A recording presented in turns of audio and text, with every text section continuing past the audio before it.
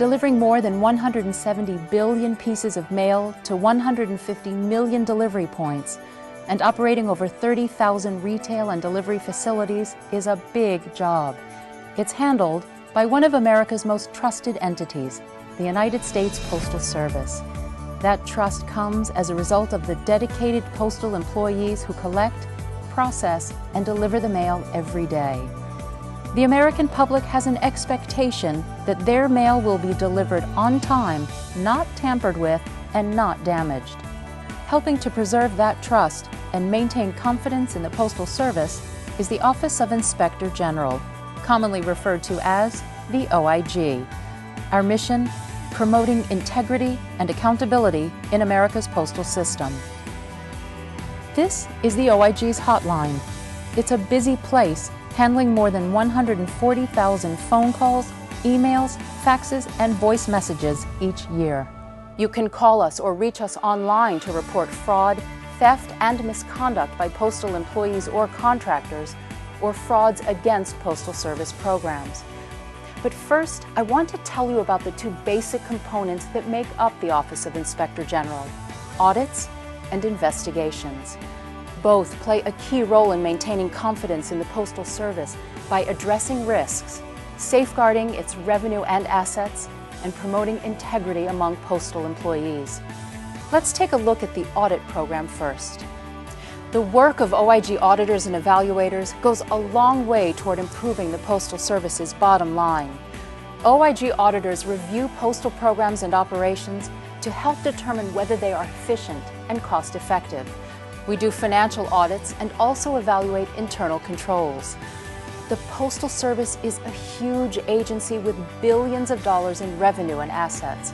Our audit report findings help the Postal Service assess their strategic, financial, and operational risks. But our audits are not one-sided affairs. We work closely with our Postal Service counterparts to identify problems and collaborate on solutions. These efforts have resulted in significant savings opportunities that we call monetary outcomes. One of our reports identified 4 overfunding issues that, if our proposals were put in effect, could recover more than $142 billion for the Postal Service. That's money that can go a long way to improving the Postal Service's bottom line. And if you would like to provide input into our audits, check out our audit project page on our website. This feature allows you to comment on audits while they are in progress. And now let's look at the second main component of the OIG: investigations. Earlier I mentioned the trust that American citizens place in the Postal Service and the U.S. mail. Although the vast majority of postal employees are dedicated and hardworking, a small number of employees and contractors betray that trust in the Postal Service by committing postal crimes. Special agents of the OIG, federal law enforcement officers, investigate those few who commit crimes and frauds against the Postal Service. Our investigations also help prevent fraud, theft, and misconduct. Specifically, we investigate crimes committed by employees or contractors who steal, delay, or destroy mail, embezzle postal funds, defraud the workers' compensation system, or commit contract fraud.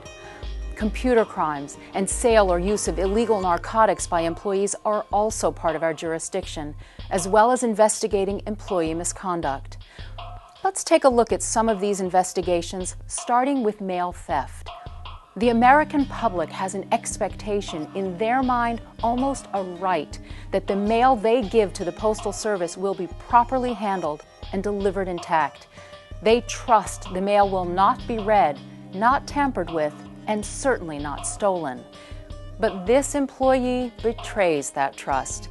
That gift card and cash from Grandma is never going to make it to her 12-year-old granddaughter. But that employee is never going to draw a retirement check from the Postal Service either. She was convicted and lost her job. Theft of mail is a serious federal crime, just like stealing postal funds. The Postal Service generates billions of dollars each year, and much of it is handled by employees at the thousands of postal retail locations. Most postal employees would never think of taking a dime of the Postal Service's money, but some do just that and more. In the case of this postal employee, $42. Instead of properly completing the transaction by placing the customer's payment in her drawer, she decided to hide the money. Later, she took the cash and put it in her pocket. For more than a year, she embezzled from the Postal Service, pocketing thousands of dollars. OIG agents arrested her, she was convicted, lost her job, and had to pay back all the money she stole. We also investigate illegal drug sales and use by employees. It's hard to believe that an employee would use cocaine on the job, but these images don't lie. In this case, we received reports that a carrier was using drugs in his vehicle while in uniform and on his route. Sure enough, our investigation found this to be true. We even observed him rifling customers' mail and witnessed him selling drugs out of his truck. He no longer works for the Postal Service. Those cases give you an idea of some of the thefts and misconduct we investigate. We also investigate frauds against the Postal Service. The Injury Compensation Program exists to help employees who are injured on the job. It's a great program that has provided disability benefits to thousands of postal employees and their dependents over the years. But these benefits come with a hefty price tag. The Postal Service pays claimants about $1 billion each year. Liability for future costs for the Postal Service is more than $11 billion. Most postal employees who collect compensation benefits have legitimate claims due to on-the-job injuries and are truly unable to perform any postal jobs. However, a small percentage of employees and healthcare providers abuse the system, costing the Postal Service millions of dollars in fraudulent claims and enforcement costs. The Postal Service has avoided payment of more than $1 billion in long-term workers' compensation benefits as a result of successful OIG investigations into fraudulent claims. Another area we focus on is contract fraud. The Postal Service spends about $13 billion on contracts annually. The sheer volume of contracts and their huge dollar value provide opportunities for contractors and employees to defraud the Postal Service. Federal agencies have traditionally relied on the hot tip to crack contract fraud, but we are using technology, in particular data mining, and have had great success. In a case being handled by our Major Fraud Investigations Division, we looked into price fixing by air cargo carriers.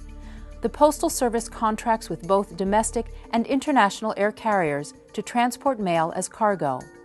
But when air cargo carriers conspired with each other and raised and fixed prices, the Postal Service ended up paying higher cargo shipping rates. So far, the investigations have led to guilty pleas by 3 airlines. This $4.5 million check represents part of the more than $12 million in fines coming to the Postal Service as a result of this investigation. As you can see, the OIG is active in many different areas. With over 1,000 investigators, auditors, and professional support personnel in offices across the nation, we are staffed to meet the challenge of preserving the trust in the Postal Service. But we can always use your help. If you suspect that someone is committing a crime against the Postal Service, contact us here at the hotline. We make it easy for you to do that. You can call us at 1-888-USPS OIG or reach us through our website, uspsoig.gov. And while you're there, check out our Pushing the Envelope blog. It features weekly topics on issues relevant to the Postal Service. Visit us and join the dialogue. The OIG is here to help maintain the integrity and accountability of your Postal Service.